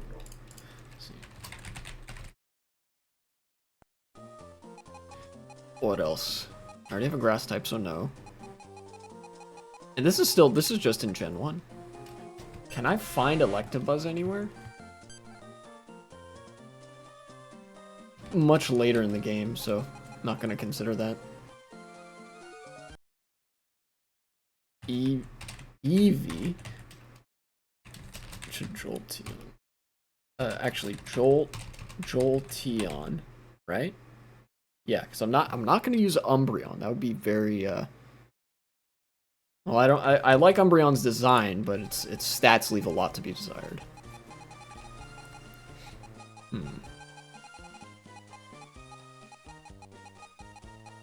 I already used Ampharos on my previous playthrough of this game, so I don't think I'm gonna do that. What's Slugma, you may ask? Good question. Oh wait, can I find Elekid somewhere? I can! Ooh, hold on. No, but that's a physical attacker. God dang it. Ah! I've wanted it to be a, special Pokemon. Alright, let's just move on.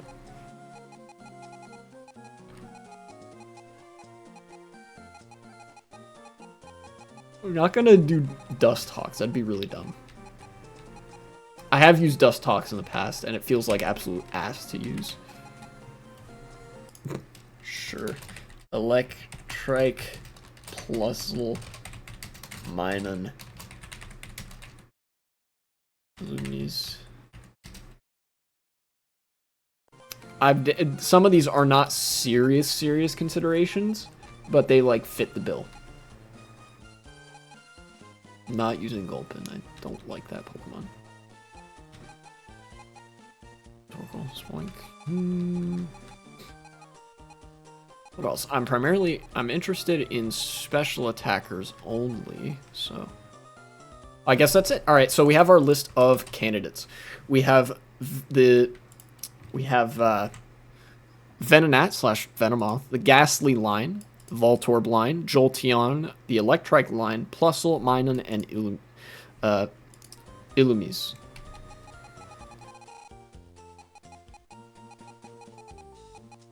So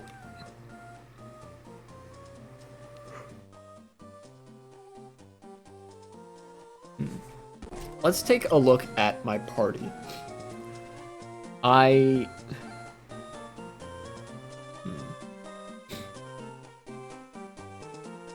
have 4 physical attackers already, right? 1, 2, 3, 4. Yeah, so I'm not lacking for muscle there. As far as special attackers, ooh. I know Exploud only has base 91 special attack, and I know Ludicolo only has base 90, I think, or yeah, it's like base 90 special attack. It's not a whole lot. So I do need something that has that, like, that punch to it. That already eliminates, I spelled Minun wrong. Oops. That eliminates Minun, Illumise, Voltorb, and Venonat and Venomoth. So now we're down to the Ghastly line, Jolteon, the Electrike line, and Plusle. I could do the funny meme thing and use Plusle again. Wait, no, actually, again, hold on. If I go to Pokemon Database, I forget if this is like... I forget if this is just a ROM hack where Plusle actually has 95 base. It is just a ROM hack. It has base 85 special attack. Alright, Plusle, you're off the list too. Bye-bye. Alright, now what about... Let's see, Manectric is 105. What does Manectric learn? Moves learned. Generation 3. Emerald. Only electric type moves. And a lot of them are like... It's just Spark and Thunder, huh? Yeah, not super promising. Electrike is a cool Pokemon with a cool design, but has a not good move pool. Alright. So that's a no from me on Manectric. So now it's between Jolteon and Ghastly. What can Jolteon learn in Generation 3? This is the question that I want answered. It is incredibly fast.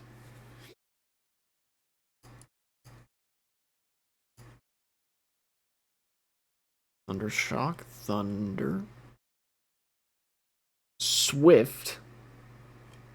Not bad, I guess. Shadow Ball.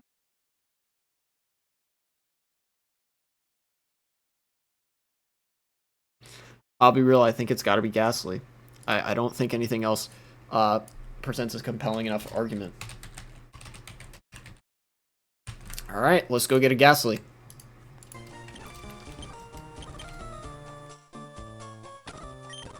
Where, you know, actually, I would have to go back to Petalburg for that, so it works out.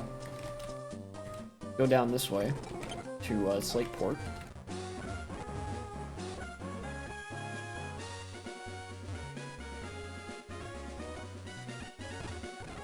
I can actually, on the way there, I can do the mystery guy house. He's in the potted plant!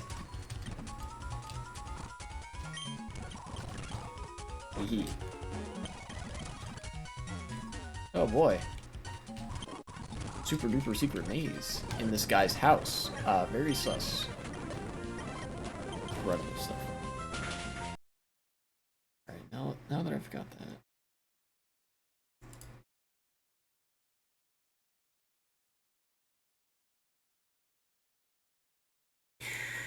Yeah. Wingull. Get him out of here. I don't want no Wingull in here. Not today, sir. Stepped on the button. I pushed the button. Harbor Mail. Actually, now that I have the opportunity, I should, I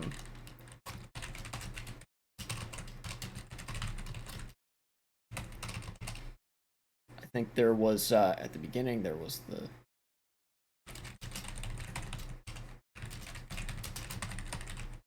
Alright, and then...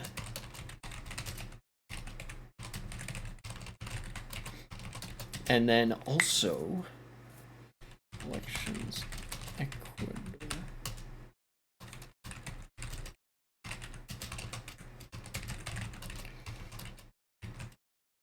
Something else, I don't remember what else exactly. Probably the elections in Poland. Yeah. Yeah, I'll do that.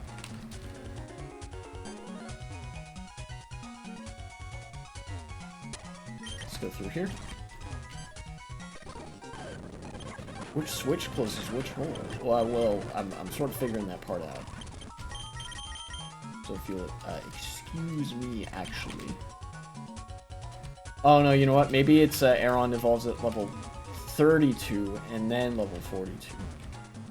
That's probably what's up. Yeah, go over here now. Beautiful. Easy experience. Nice. Alright, now I can go see the scroll and collect the item from the dude.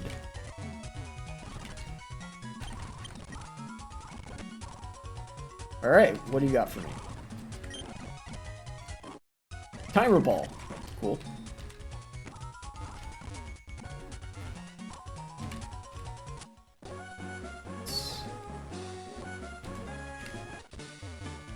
Back in Slateport. Let's go talk to Mr. Briney. Do for please. Take me to Petalburg, please. Thank you very much, sir.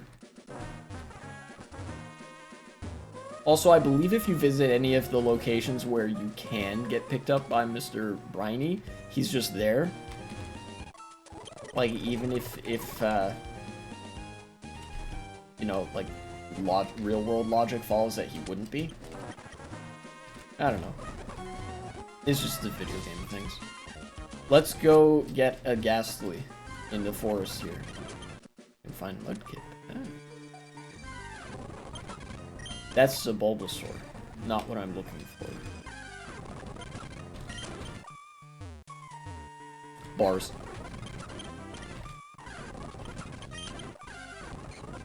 Hey, there's a Ghastly. Alright, sick. Pokeball. Yeah, oh, catch it. Yay.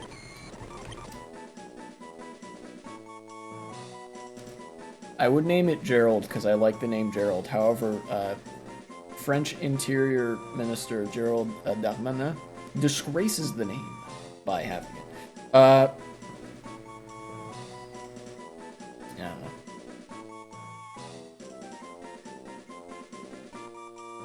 Then again, he is a ghoul. That guy. So it does make sense.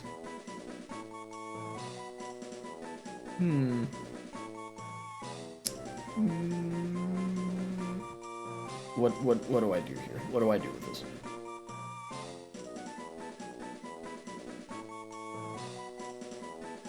Ugh.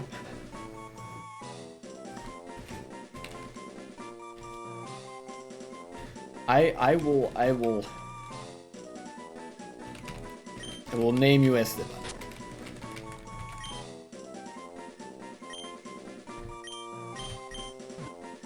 Sure. So we've got Abby, Maria, Yasmin, Sai, Dex, Ivan, Sigma, and Esteban. What a team. What a team we have made. So now I'm gonna go into PK Hex to make sure they're all, like, properly statted up. Because I hate EV training in-game. And I hate, like, trying to get the proper IVs in-game. Because I do try to do that. It just sucks.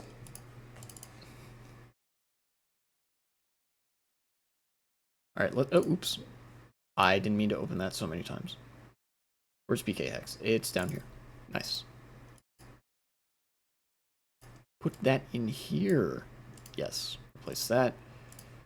Windows Defender's gonna throw a fit at me. Your next line is... Ah! I knew it. Run anyway. Okay. Yes. Thank you. Alright. Open. Let's go look at save files only. And go to Emeralds 8. Right here. Party. Fantastic. Wait, this poses a problem. Right. I need to actually start the game again and make sure that those guys are not in slots 7 and 8, respectively. Because then the game won't be able to see them if they're down there. So, if I do this, and then go back to PK Hex, and load up the game save again,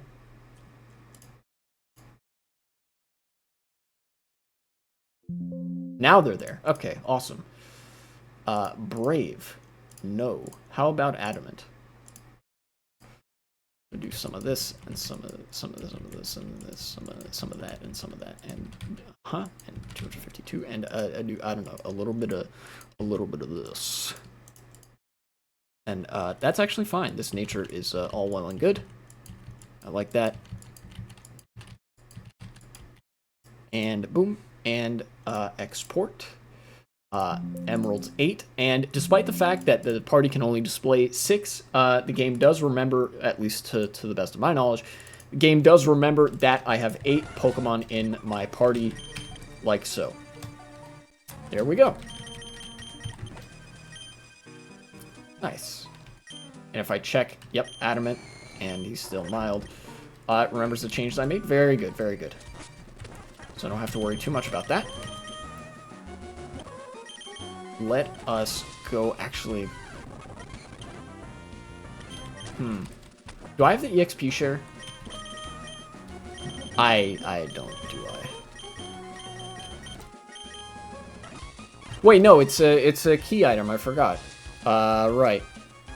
Now, I could do that, but that's kind of cheap. And also, it spreads the EXP across everybody, and I actually don't want that. I want to directly train Esteban and, Sigma.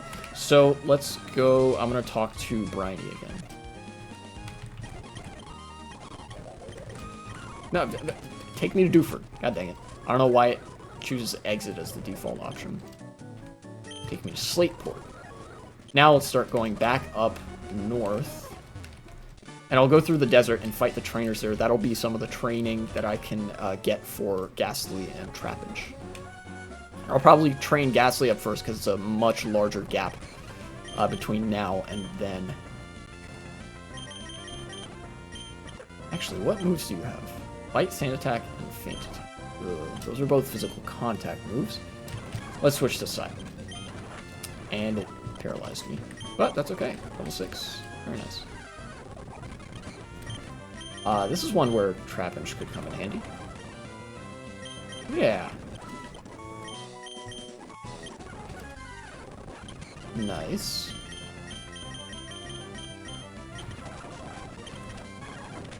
All of these Pokemon love to paralyze me. I guess it is fitting, seeing as I'm right outside of Mauville, which is where the Electric-type gym leader lives. But, you know. It's annoying regardless. So. Yay, I'm leveling up pretty quick. Alright, let's heal up.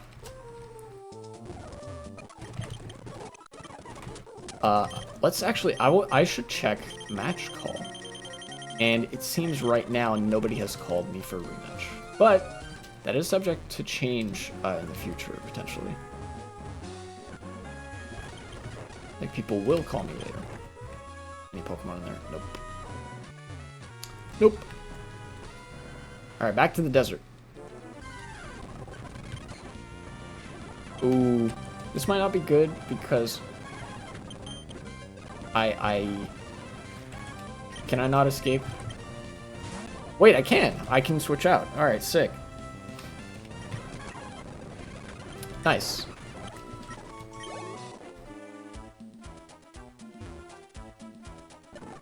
What's up, guy? Sand Slash. Well, it's a good thing I have a little something in mind for that. God dang, I did not expect that to be as punishing as it was. Alright, got him in the Pokénap. I think, I'm not 100%, but I think that if you make a secret base with secret power, you can actually heal your Pokemon. But right now I'm not going to risk it. I'm just going to look for a antidote in my inventory. Which I don't have, but I have a full heal, so. I really don't want Swellow to faint. Alright, let's go. Only got about 5 minutes left, that's fine. No Pokemon this time either.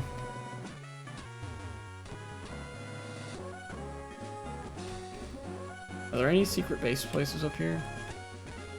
No, not on that hillside. I'll find out what that item is a little bit later. Oh, I hadn't fought this guy yet? Interesting. What if? Okay, no. There's no what if there. I should just switch. That'd be the smartest decision. Maybe that was even ambitious. Yeah.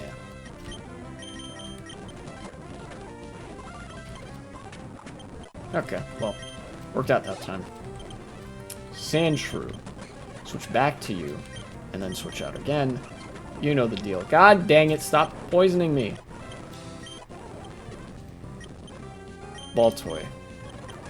Switch out to you, then switch out to somebody else. Yasmin. It's time.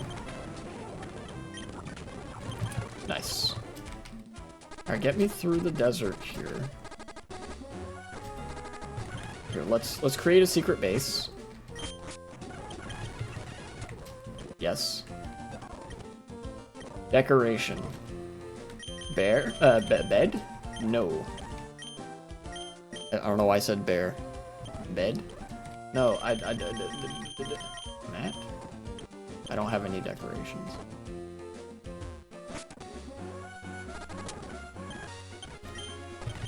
I think this is a flying destination, your secret base. I'm not entirely sure if that's true. There's some stuff that I think maybe it was a thing in the remakes, the 3DS remakes, that I'm like projecting onto this game to make the secret base cooler than it actually was.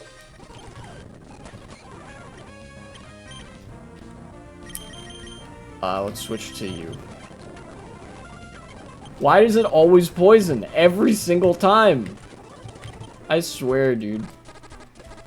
30% chance my ass. That is poisoned 100% of the time.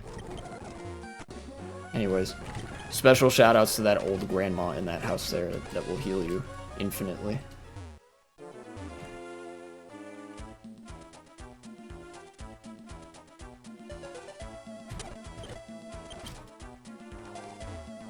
I've been to this part. Oh, wait.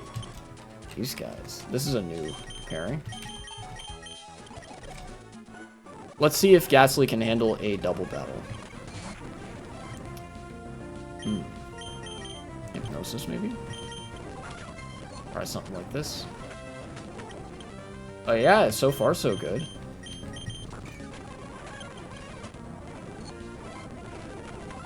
Alright, so... Guess do something like that. Lick doesn't affect it. That's all well and good. Hypnosis again? Probably. And then I think Nature Power turns into something ground type. So I'm not gonna do that.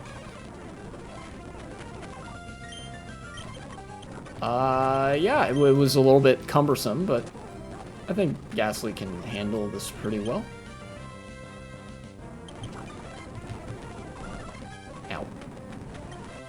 Yeah, Nature Power turns into a Earthquake here. Let's Hypnosis this guy. Yeah! Go to sleep. And do not wake up ever. Do not come to work anymore. Do not walk around outside my house either. Don't do those things. Get rid of Spite, probably. Learn Curse. Wonder when it learns Ominous Wind. That'd be useful, having Ominous Wind on hand. Ah, yes, the Reggie Insignia.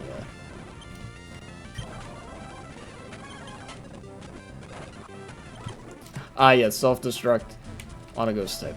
Classic. Gotta be something down here. Yeah! TM37. That is Sandstorm. Kind of apt to find it here of all places. And I'm sure that was intentional.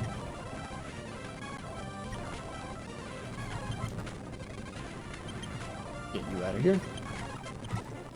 Did I, oh, this was before I went down about that. Yeah, okay. Can't escape. It didn't give me the arena trap message, so I'm assuming I can just do this. Yeah. Give me that. Get me out of here, please. Oh, there's a trainer there too. Interesting.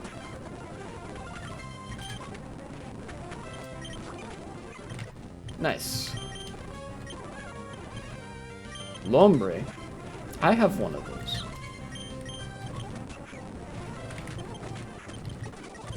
I'll go heal, and then that'll be the session. Please get me out of here. All right, thank you. And it seems I'll be ending another. I'm gonna end another stream here in Mauville. It seems like this is a main fixture of the Hoenn region. Anyways, whew. There were some good segments in that stream. I played Pokemon. I got my last 2 team members, rounding out the full cast of 8 Pokemon. I pushed through it despite being tired. I'll see who's live right now. I'm gonna raid, and then I'm gonna... I don't know. Oh my god, Cody turned into Hassan. His chair is empty. Alright. Cody Schwab. I'll see you guys next time.